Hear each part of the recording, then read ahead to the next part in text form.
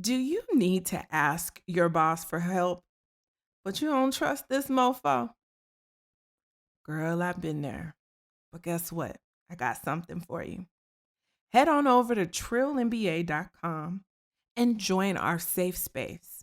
When you join our safe space this week, you'll get my 3-step surefire method to ask for help and not get dinged for it.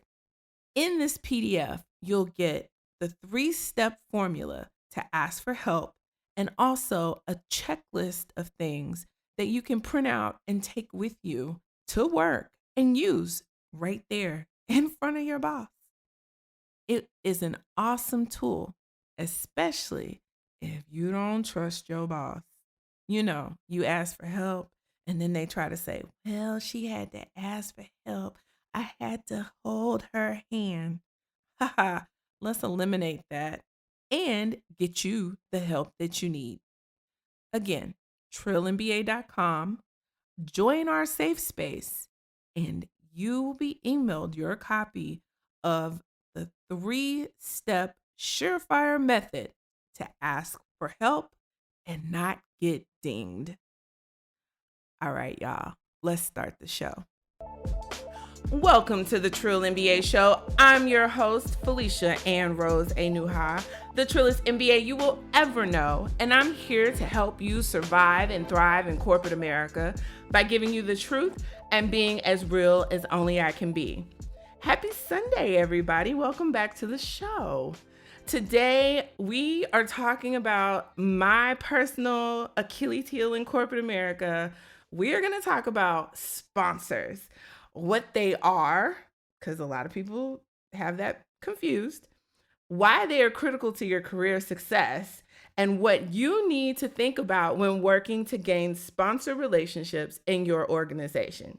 And I'm so excited today, you guys, because I have a very, very special guest, Michelle Silverthorn. Michelle is the founder and CEO of Inclusion Nation, a diversity consulting firm based in Chicago. Hey, Chi-Town.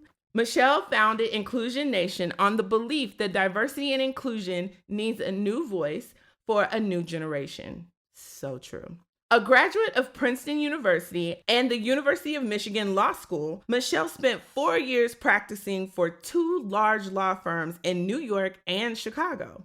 She then transitioned into the legal education field, where she spent 6 years training thousands of attorneys in person and online about implicit bias, diversity and inclusion, and millennials in the workplace.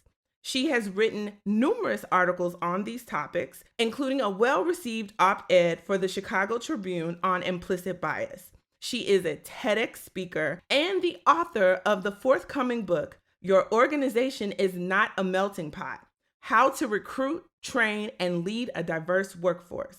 Michelle, thank you so much for coming on the show. Welcome to the show. Thank you so much for having me. I'm looking so forward to talking with us right now. I'm in Chicago, where it is freezing and Arctic, and we're having our polar vortex, and there's snow outside. So I am looking forward to listening to your sunny voice and hopefully bringing some warmth into Chi-Town. Yay! Yes, I'm wishing warmth to all my Chi-Town friends. So Michelle, I have to ask you, because so many people are working in this space and they are passionate about it, but with Yep. all of your accolades, like you have a law degree from the University of Michigan, you went to Princeton. Go Blue and Tigers. Yes, like Yeah. you have Michelle Obama pedigree over here. Like, what made you want to come into this space of diversity and inclusion? Oh man, I have so many. I mean, I could talk about this for hours, but it has a lot to do with why I'm here and why I'm here on the show. So, I grew up in Jamaica. I grew up in the Caribbean. I lived in Jamaica until I was 17 years old. I lived in Jamaica. I lived in Trinidad and Tobago, and that's how I ended up at Princeton. I got a scholarship to go to Princeton. I stayed there, and I went to Michigan Law for law school. And so I've been practicing law for about 10 years now. First, I worked with 2 large companies, 2 large law firms in the legal industry. We call them big law firms. And then I spent the last 6 or so years working for the Illinois Supreme Court, teaching diversity and inclusion. And then last year, I started Inclusion Nation. We are a diversity consulting firm. We do workshops, we do coaching, we do consulting. We come in and we talk about What are the challenges that you're facing at your company? Whether you being the HR professional, the senior executive, the C-suite professional, you being the diverse professional who's looking to really get ahead in the workplace, what are the different challenges that you're facing and how can we create a solution customized to you? So that's what we do. And the reason I started Inclusion Nation is because what I saw as the lack of honesty around diversity and inclusion in a corporate workplace, and in any workplace, a corporate workplace, a nonprofit workplace, a government workplace. So when I say honesty, I mean it in two ways, right? Mm-hmm. I mean, we have so many initiatives. We have so many fundraisers and scholarships and programs in place, but anyone can tell you that the needle on D&I has not moved. We are making Yep. tiny, tiny, tiny, tiny steps. It feels like for every 3 steps we're taking forward, we're going to do like 10 steps back, right? Right. And then 2008 hit, and 2009 hit, and the recession hit, and we saw who gets cut first.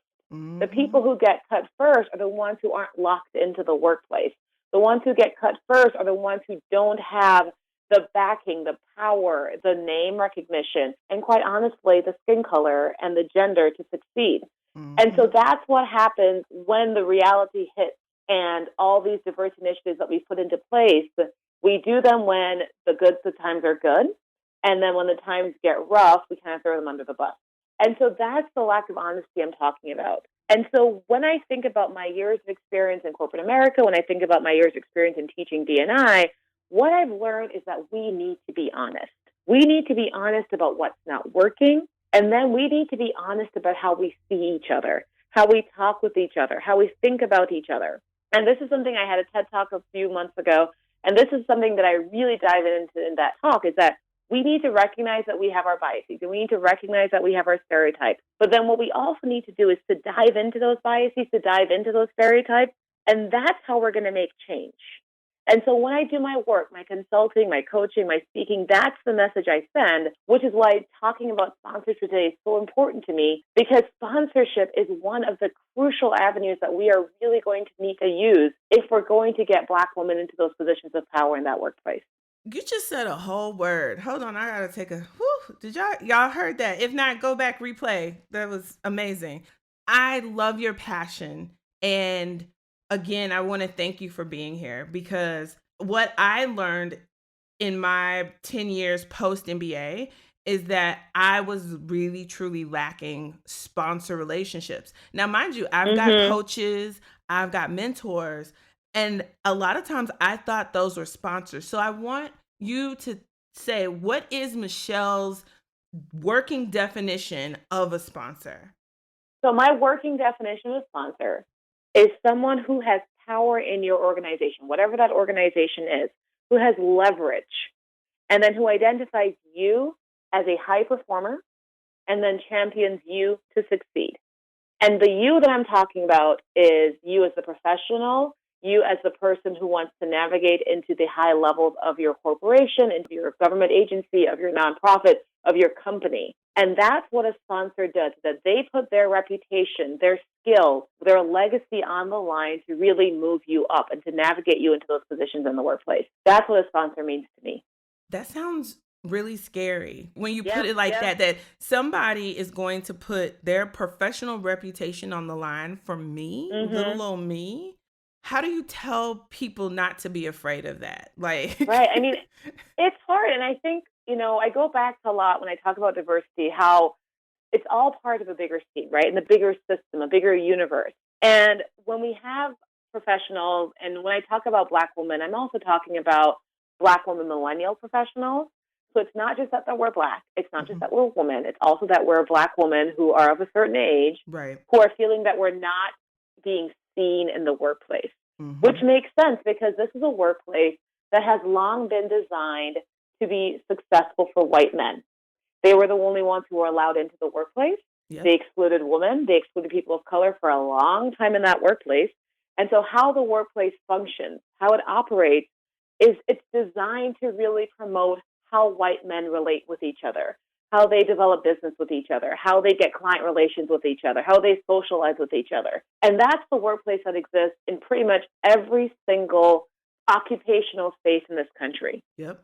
And so once we recognize that, and it's just so hard, especially for the people who are in power, I mean, there's only 30%, I think, right now of non-Hispanic Caucasian white men in this country, right? But Right. they occupy about 90% of all the positions of power in corporate America. Yes. And so to have them understand that this is a system that they've built, which has been, especially in this country, tremendously successful, but it's a system that excludes a lot of people precisely because it was designed to exclude a lot of people, because it wasn't designed for a lot of people, different cultures, different genders, different sexual orientations. It just was not. And so when I say why it's important to have a sponsor, it's because of that exact reason. Because we need to recognize that when we are entering the workplace, we're already starting 20 steps behind everyone else. We are already starting in a space where we are not the majority culture, where we're not the majority gender, where we're not the majority age for a lot of these spaces. And so what we need to do is to have someone stand up and say, I see you, I see that you're performing, I understand where you're going, and more importantly, here's how you're going to benefit me. Because, and we'll talk about this in a little bit, the thing with a sponsor relationship, it's not just about, you mentioned, Felicia, earlier about mentoring, right? Mm-hmm. It's not just about how are we going to be friends or how can I help your professional development. It's really, how are you going to help me, whether it's cementing my legacy, whether it's getting me access to new client networks, whether it's getting me access to new customer bases, whether it's getting me into spaces where I have not been before, whether it's because you bring in a different perspective or a different talent set that I don't currently have on my team, whatever it is. How are you going to promote me when I'm your sponsor? And then in return for that exchange of value that we're giving each other, how am I going to help you get into the spaces? So when I talk about what sponsors do, I want to make sure that people aren't scared of it, because you shouldn't be scared of something that's essentially a transactional relationship. It's not just I'm taking and I'm taking and I'm taking from this usually older white male.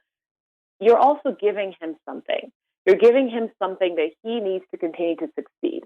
And that's why he's depending on you and he's putting his reputation online for you, because it's that exchange of a relationship, that mutually beneficial relationship, that really makes sponsoring the right place to go in the workplace.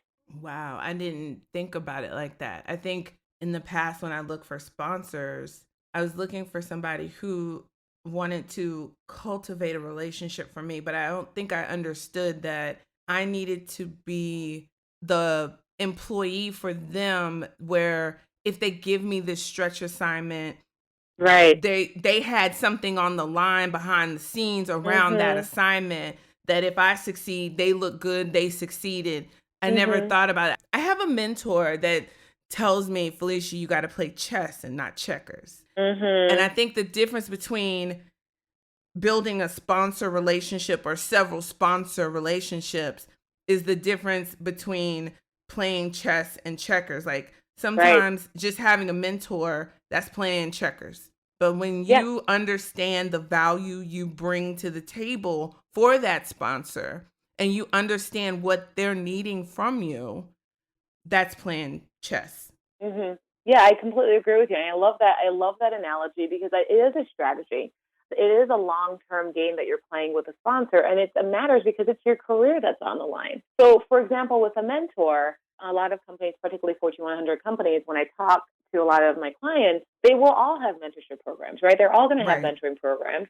When you start out, when whatever level you are, when you come into the company, you sometimes they'll either match you with someone, maybe they'll do mentoring circles. Maybe it's whatever small department or practice group that you're in that has a mentoring, but whatever it is, there's usually a mentoring program. But there's nothing that you lose out if you don't participate, right? Right. Like if this mentor doesn't work out with you, whatever, you go on to the next one. A mentor serves a crucial role because they're the ones who are going to show you, here are the assignments that you're going to take. Here's how you're going to develop professionally. I was a lawyer for a number of years, right? A mentor is someone who's going to say, well, no, that deposition, those questions that you're asking, that's not really what you want to get at. How you're structuring this brief or how you're using this legal argument, that's not really going to get you what you need to do. Here's what you need to know about this judge that you're going to appear before, right? Those Right. are the kinds of things that mentors do. And they're great at it, and it's necessary. But then at some point, you're going to realize something. And you should realize something at some point. You're going to realize that what you need is not someone who's just going to give you advice. What you need is someone who's going to push you up, who's going to say, this is where you want to go in your career. This is how you're going to get there.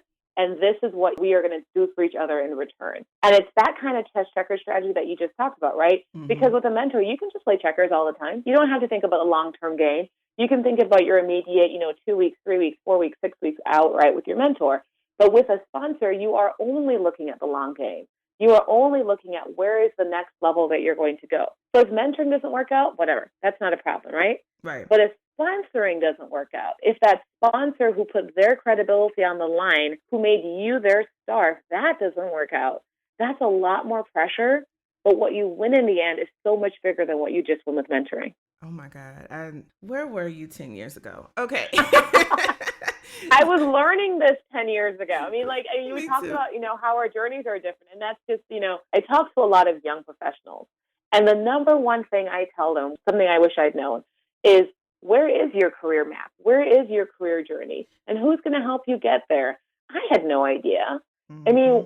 we'll talk about biases, we'll talk about stereotypes, but I will say I went to predominantly white undergrad. I went to predominantly white law school, and they're both wonderful places, and I love them both, and I have great memories. But there are things in predominantly white spaces that they don't prepare you for as a professional of color. Nope. And there are things that they don't prepare you for as a woman in the Nope. workplace. Hmm.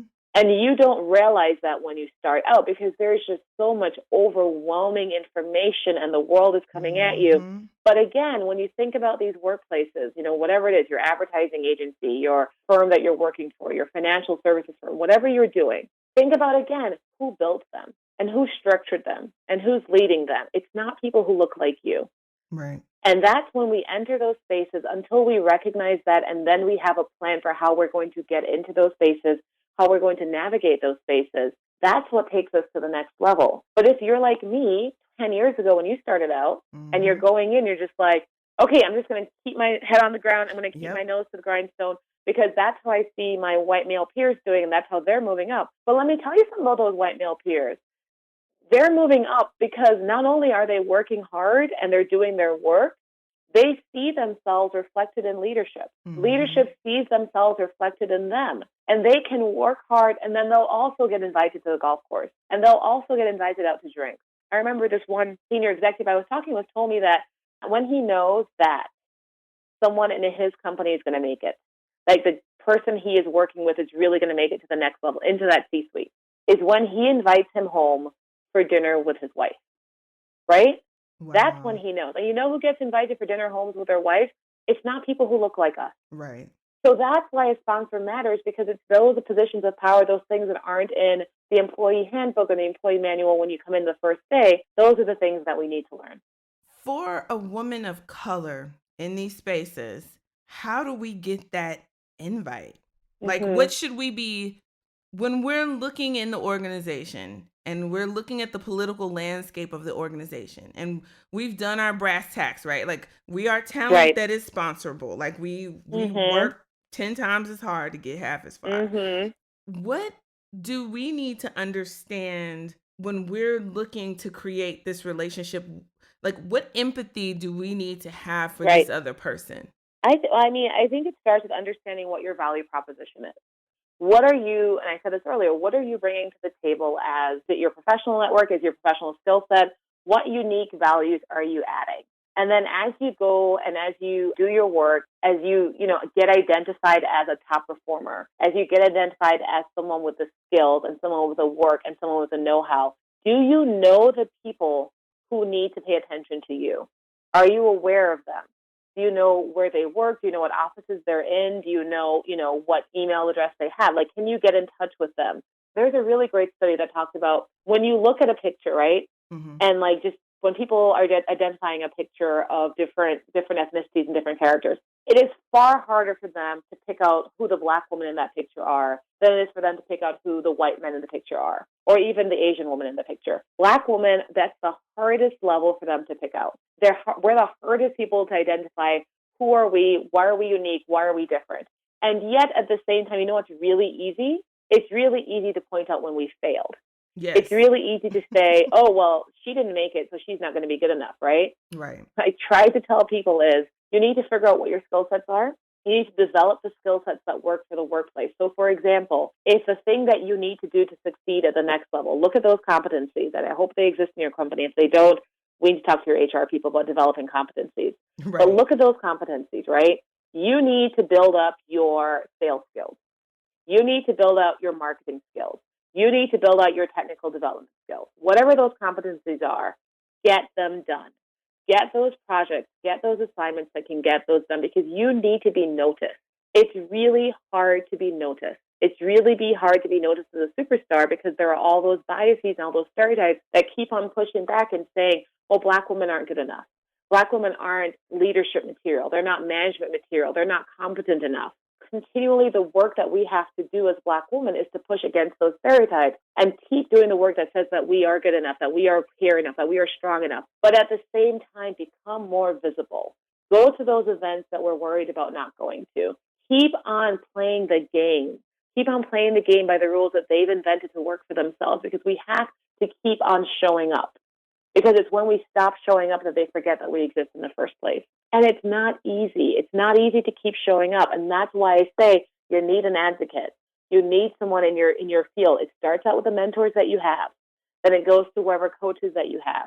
But then it has to move into the sponsor. Because those doors aren't just going to open for us automatically. We have to find someone willing to kick those doors down for us too. Ooh, you better preach, Michelle. Ooh. I can always preach.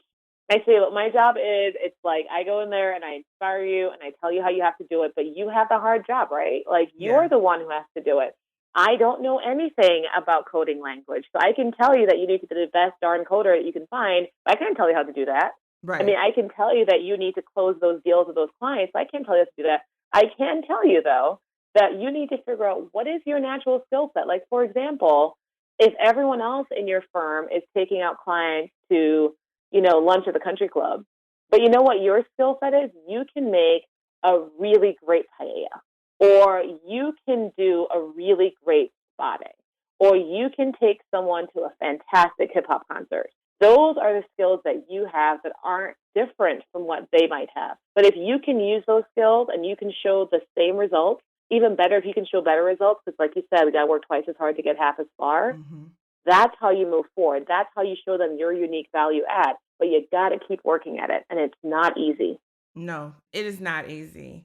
But in that not easy, what advice would you give to women? Because I know that I struggle being comfortable around, especially white males, senior leader white males in the workplace. They make me uncomfortable. And here's why. Because everybody puts this bug in your ear that this person's opinion of you in the organization is so important. And so any little thing you do could be misconceived or misconstrued. And then literally you could have this crash and burn moment. And so I started to operate out of fear. And so I would shy away from cultivating those relationships because it's not like these white men are like extra friendly to you. Like I had literally been in spaces where there's, a hallway. And so the senior leader, and he knows you because you're in his department, but he doesn't know you. But let's say, in front of you are walking, a white girl, a white male, maybe a brown person, Indian, Hispanic, non-black person. And then here comes you, one of the few in your department. And what I've seen is the white man leader will stop and talk to the young white male who's your counterpart. And then you're coming up, they stop talking. The white male leader will pass by you, not even acknowledge your presence, won't say a word to you. And I've been told that it's twofold. So I don't say anything to that person because every interaction with that person could be a landmine. So if you don't say anything, you can't get dinged for saying anything. But then also I've been told that the senior leaders won't necessarily come talk to you because they don't want you to be afraid of, I think because I've been told that the senior leaders understand this dynamic too. And so it's like, how do I get comfortable in breaking that fear-based reaction to senior leaders? Oh, it's hard. This is something I talk about a lot when I do my talks on bias, right? The average white American has 91 white friends and 1 black friend. They don't know how to talk to you because they don't know how to talk to you. That's the challenge. It's a challenge for all of us. It's a challenge because interracial relationships, interracial friendships, and as someone who is in an interracial marriage, It's on the rise, but it's slow. And if you go home, and if you're, say, a white senior executive at a Fortune 20 company, right? Mm-hmm. Okay, let's say Fortune 50 company, and you go home to your white suburb, and your kids attend all white schools, and you are on the tray with all of your fellow white professionals, and then you go into work, and everyone who's at your leadership level is white. When are you ever going to make those peer-to-peer relationships that you have with people of color? When are you ever? You're never going to do it.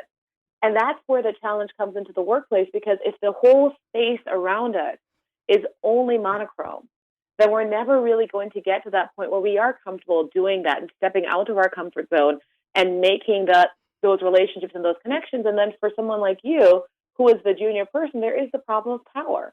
If you're going to ask the senior manager, let's have a conversation, the effort and the strength it takes on your part to be able to do that is hard, because Right. they are in a far more powerful position than you are. Right. So the advice that I give, it starts with the work.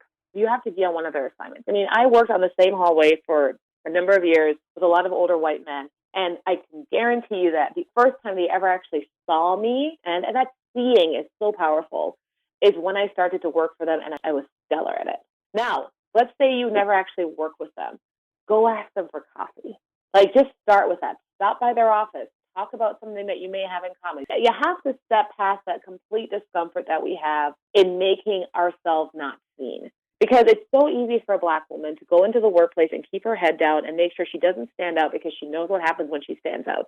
She gets criticized. Right. She gets condemned. She does not get taken into those same spaces as white men do. And so we need to change the narrative a bit. If the issue is changing it on your end, which actually, let me just say that I really think the narrative needs to be changed on their end, because they're the ones with the power. Right. But let's say that I'm trying to give advice to you as a young Black professional in this workplace, Mm-hmm. and you are trying to change the narrative. It starts with the work that you do for them.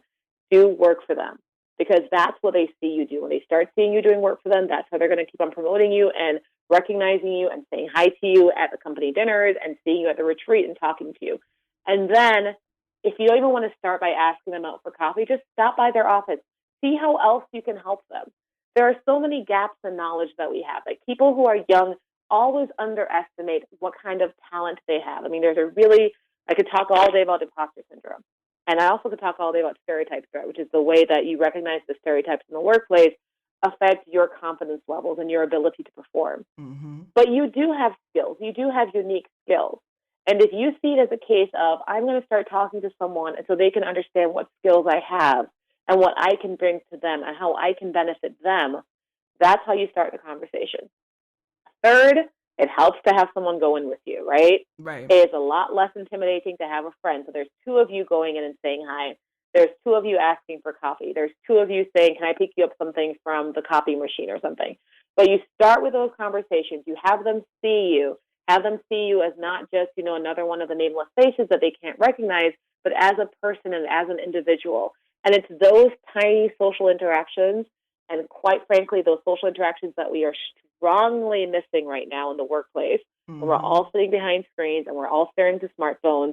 Young people, older people, white, Black, everyone alike, we're doing the same thing. We're not creating those personal interactions. That's what we really need to move ahead. Start with those social interactions. Now, the larger problem of the inequality in our workplaces and the bias in our workplaces and the structured bias in our workplaces, that's something that needs to be handled. That's something that needs to be handled at the leadership level. That's something that needs to be handled at the recruiting level, the training level, the development level. Right. But if we're just talking about starting those interpersonal relationships with, do they even know my name? Are they even comfortable seeing my face? Will they just walk past me without saying a word? That stuff, that starts with conversation. If they're not the ones who are going to start it, then it's going to have to be on you. Right. And you know what I've found? 9 times out of 10, no matter how uncomfortable you are or how uncomfortable the senior leader is, if you just acknowledge their presence as a human being, because senior leaders, you have to understand, they're a bit disconnected from the day-to-day, and deep down, they actually do want to talk to you. They want to get into your brain. They want to know, like, so what's really happening down there that I can't see? Yeah. And again, it's what you bring, right? Exactly. That's the value that you add. Exactly. So you have to, and I'm talking to myself, but y'all too out there, you have We see you, y'all. Yes. We have to stop being afraid of just talking to these people, thinking that if I say the wrong thing, I could cause myself a lot of heartache. And I know, especially in very hierarchical organizations, you know, if you're meeting with the CEO, you got to tell your boss and your boss's boss and your boss's boss, according to where you are in the organization. And they want you to go in there buttoned up and they want you to be this and be that. But I think what I've seen where Black women have started to be successful is, Mhm. for example, I have a friend, she would just pop in to the CMO's office and say, "Hey, how you doing? I hope you're having a good day. You know, I really loved the last offsite we had and I learned this and I didn't know that. And so thank you for, sponsoring that offsite." And then Mhm. she opened the door for a conversation. But it was Mhm. genuine. Like she was really excited about what she had learned. And she saw it was actually the CMO sitting in her office. And so she just popped in and was like, "Hey, I love that you gave Yeah. that speech and blah, blah, blah." And she wasn't worried about what will the CMO think about me? What Mhm. will my boss say? She didn't worry about any of that stuff. She was just genuinely excited and grateful, Mhm. and she wanted to share that. And she Yeah, it's saw the yeah. CMO as a human being. Right. It's hard for a lot of people, not just because of our race and not just because of our gender, but because of our personality types, right? Right. I am the personality type that will easily pop into someone's office and start talking with them. It's easy for me. I mean, it's why I do this job for a living because I can do it. I'm happy to do it. If you're the kind of personality type that just needs prep, that's more of a I need an agenda before I walk out the door kind of person, then make yourself an agenda. Don't think that you aren't good enough to meet with any of these people because you are good enough to meet with all of them. Amen. Don't think that you aren't going to do this because if I do this, then XYZ will happen. And all of those negative thoughts that will roll into our heads because we have lived in a country since its foundation is based on the stereotype that we are not as good as they are. And Amen. because we have lived with that stereotype our entire life, that makes us think that when we go into those offices and there are those older white men there and they're sitting in their offices, we aren't good enough to talk to them. Or we are going to be judged because of what we say or how we look or how we stand, how we even walk in. Or worst case, they're going to look up and they're just going to dismiss us outright. And Right. for many of us, that's actually happened to us. Just like you Yep. said, we have been dismissed outright. Let's take our space. Let's fill up our space. We take up space, right? We are not invisible in the workplace. Now, I say all of this, but again, I cannot emphasize enough. This is not a fight, a battle that we should be fighting on our own, right? We need to recognize, and our workplaces need to recognize the cultures that they create are cultures that continually reinforce the white male standard. And they don't necessarily allow for the other standards to flourish, whether it's the standards of how do I engage with clients, or how do I communicate, or how do I dress, those kinds of standards of authenticity. Our workplaces don't necessarily do that. And so it's also on them to make those changes, and it's on us to make our changes. And together, as we make those changes, that's how we move the workplace forward. Can somebody just give you a megaphone and put you on television? Oh my God, thank you so much. It's so true. It's a two-way street. And, my Mm-hmm. podcast, the reason why I do this is because I want to give people the courage and the confidence to do their part as Black women. But I also want to help them recognize when their organization is not doing their part, and then Mm-hmm. tactically how they should shift and move and how they should Yeah. manage their career, because it's not on the organization to promote you. It's not on the organization to give you a sponsor. It's not on the Right. organization to manage your career. That's on you. Mm-hmm. But Mm-hmm. understand it is on the organization to give you good, fertile soil to plant yourself. Exactly. When I talk to my various companies, I do my workshops, one of the things that I talk about is the different levels of DNI and how far we've come. And so you can always start with the business case for DNI, and everyone Right. knows the business case for DNI. You talk about sales revenue, you talk about the demographics and how they're changing this country, you talk about clients, you talk about globalism, you talk about all that stuff. But yet, you have to recognize that our companies are making so much money by precisely not doing that stuff and Right. instead doing exactly what they've been doing for years, not seeing us. So then you can't just say it's about the money, it's about the business, it's about the clients. That may make some people change. Maybe the larger companies who have to report to shareholders, maybe they'll change. But again, when the rubber hits the road, is everyone going to change because of that? Probably not. Because for a lot of companies, for a lot of firms, for a lot of businesses, diversity doesn't make them as much money as we think it should.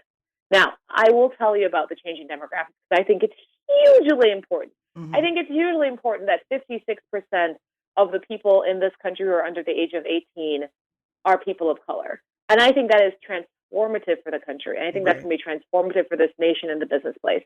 You don't want to listen to that? That's fine. Let's talk about the next thing. Let's talk about innovation. Let's talk about the robots. Let's talk about the algorithms. Let's talk about who's replacing our jobs, who's taking over our jobs, who can do our jobs more efficiently. Let's talk about design thinking. Let's talk about teams that are more innovative, that are more strategic. Diverse teams are the ones who can bring in those ideas, who can reach out to those communities. Because what you need to thrive in this country right now, if you're a company, you need that innovative thinking. You need that strategic thinking. You need that outside the box thinking.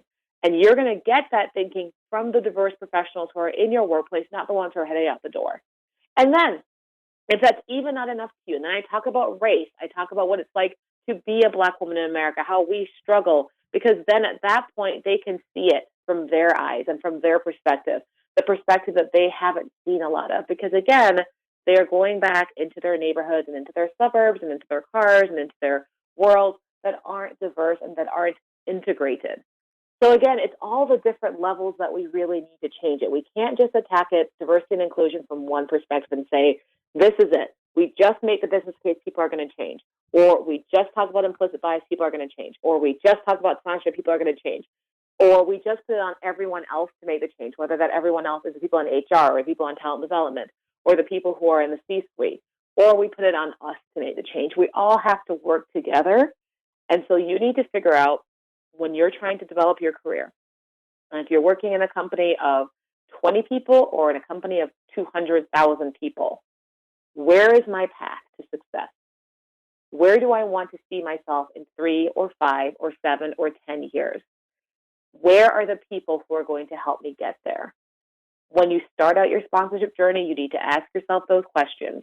And once you know the answers to those questions, and once you get your mentors in place, then you start looking at, I am great at the job I do. I am great at the work I do. I believe in myself, and I know I can get to that next level. And that's when the sponsorship steps in. So, Michelle, let me ask you this because that is great tactical information. So, let's say you're busting your butt, you have a few mentors, you're trying to make it happen, but the political climate, Mm-hmm. it's not necessarily against you, it's just you're not getting the traction. How would you advise women to either, if they're going to stay, what should they try to do to pivot? Or if they're starting to look for their next opportunity, like what should they Right. be thinking about? Um, So going back to, if you have a sponsor, right, but it's not working out, the politics aren't working. What I tell the people who I coach is simple. Like, your mental health matters more than anything. Amen. This is our one shot, right? This is it. Like, this career, this workplace that you're in isn't the only workplace in this entire country, and it's certainly not the only workplace in this entire world. If you have done what you can, Mm-hmm. it's toxic and it's not helpful to you and it's dragging you down and you're just psychologically not ready to stay. Some of the most successful people in this world have left companies. They've been fired from companies, they've been laid off, or they've just walked out the door and they've become successes elsewhere. There is a place for you and it may not be there. Now, if the place for you is there and you just need to keep navigating that, then by all means keep doing it. You need to cultivate your allies. Say you have one sponsor. You should never have one sponsor. You should think of a sponsor, and I read this somewhere, it was a really great quote. Think of a sponsor like an investment portfolio. You have to hedge your bets. So have multiple sponsors. Have Mm-hmm. different sponsors for different aspects of what you are able to do. And also remember with sponsors is you don't necessarily have to like them. They don't necessarily have to be role models to you. You may not even want to be like them, right? You may not want to make the sacrifices that they made to get to where they were. Right. How they approach work may not be the way that you approach work, but what you're using them for and what they're using you for is to get ahead. That's why you have your sponsors, and that's why you pull out as many sponsors as you want, because this isn't like a personal, oh, you're going to make me feel bad if I do this kind of relationship. This is a transactional relationship. So think of it as an investment portfolio. You have your sponsors, right? But you also have the other allies that you cultivated. If you've gotten to a position of a more senior position in the firm or in the organization that you're with, then think about who else is behind you. Who have you supported? Who are the people who can speak up on your behalf? Who are the people who are also in those meetings who can talk about this? Because then you are going to get to that position where, in whatever sphere of influence you have, that you have the power to change it. But I'm going to be honest about how corporate America works. There are always politics. There are Mm-hmm. always going to be politics. There are always going to be pushback. That said, there are places where your values as a human being, as a person, as a professional might be better reflected somewhere else than the space you're in right now. And that's something your sponsor can help you understand. Every single workshop I do, every single lecture I give, every single talk I give, I always end with authenticity. Because I don't think any of us is ever going to survive in the workplace if we continue having to wear a mask when we come into work, if we continue having to compromise what our values are and what we believe. Now, I am not saying that everyone with every value in every single system in the world needs to come in and we can wear our cutoff jeans and our flip flops and wear straw hats. That's not what I'm saying when I say authenticity. Right. What I'm saying is, what is most important to you in your value system? What are the core values that you have? And when you go into work, are you having to compromise those values? Or when you go into work, are you really seeing a space where those values can shine? Are you seeing a space where you can shine because of that? And that's so important, because if you can hold on to that, that helps your mental space at work. That helps your psychological safety at work. That's what you need to survive, and that's what you need to thrive. And so that's the kind of support I will give to you. So if you're struggling, and if you're trying to navigate the politics, and if you have your people in place, and if you know what your talent is, and if you know what your unique value add to this company is, however large or small your department is, then you can navigate that. I believe that you can. I know that you can. But you don't have to, because there might be other places out there where you are better suited to work at, where you're better suited to fit into. So don't lock yourself into a toxic situation just because you think you have to, but don't leave a situation just because you think they're ready to kick you out. Fight for your space and then leave when you realize that your mental headspace can't take it anymore. Woo, Michelle. Michelle, I want to thank you for just being a voice in this Mm. space. I want to thank you for being a truth sayer in this space, because I think a lot of us walk into the office and we're like, okay, am I crazy? Is it me? No, it's not you. You're not crazy. This is happening. This is what's happening. And I love how you've laid out the why Thank you. behind it.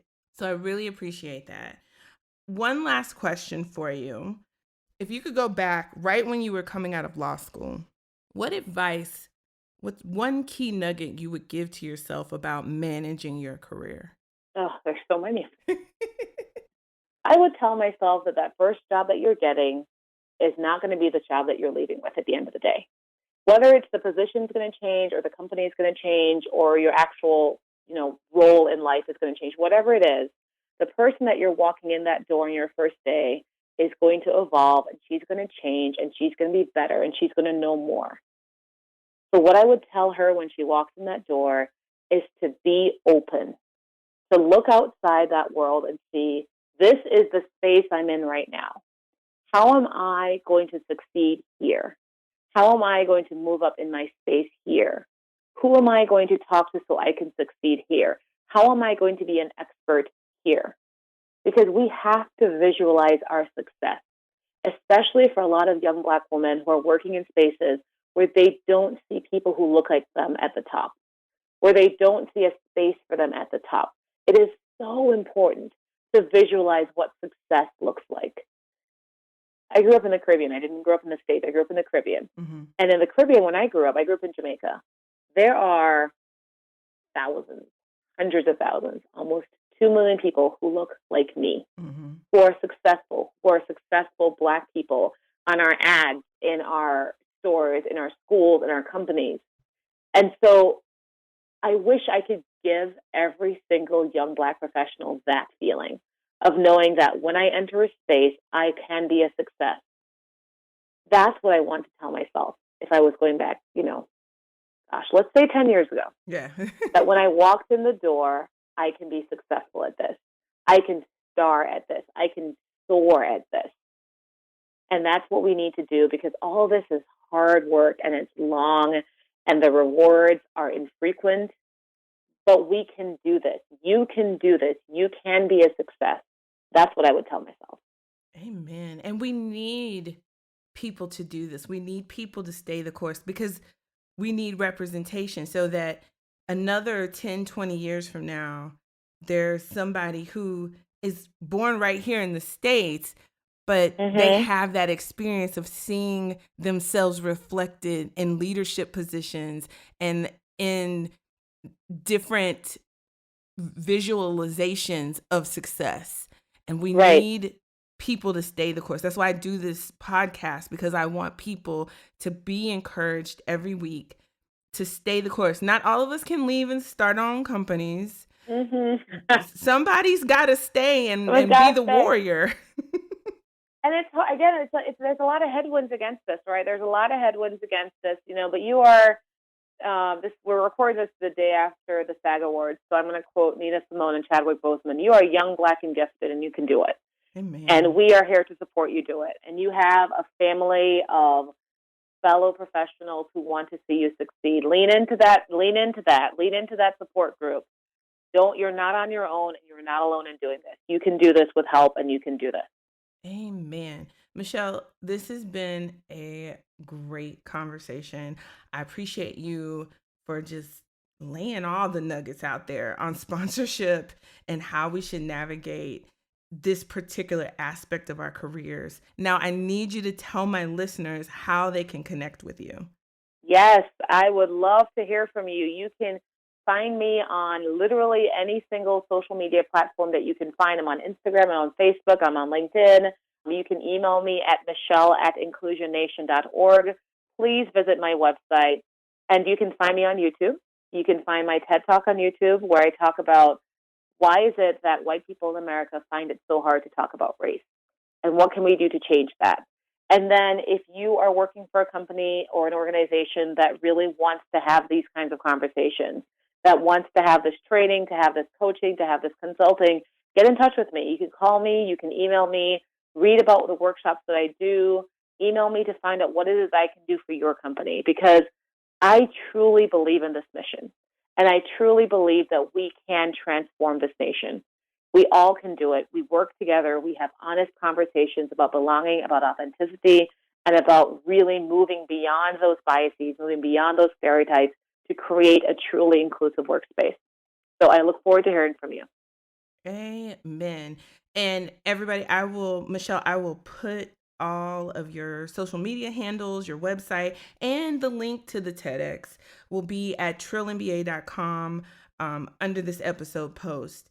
And as always, you guys, if you need someone to help or advise you about a specific situation at work, go to trillinba.com/coaching, and you can schedule a free 30-minute consultation with me where I'll help you strategize through whatever that specific situation you're trying to work through. So say you're trying to figure out how to have that initial conversation with a sponsor. We can talk through it.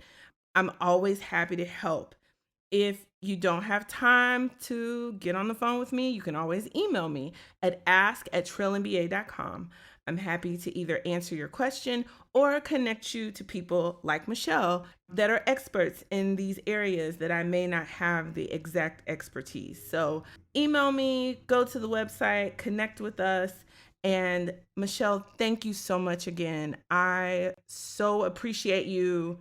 Thank you for having me. You were great. You are a champion, and I just hope that, your mission, which is mission critical, continues to just soar through this universe and really create real change that we need to succeed as a society. Thank you so much for having me. Yes. Thanks everyone for listening. Thanks. So until next time, you guys, keep it trill. The Trill MBA Show is a Fair World Corp LLC production Executive produced by Felicia and Rose Enuha. Music is Kick Push by Ryan Little. Keep it trill every day, y'all.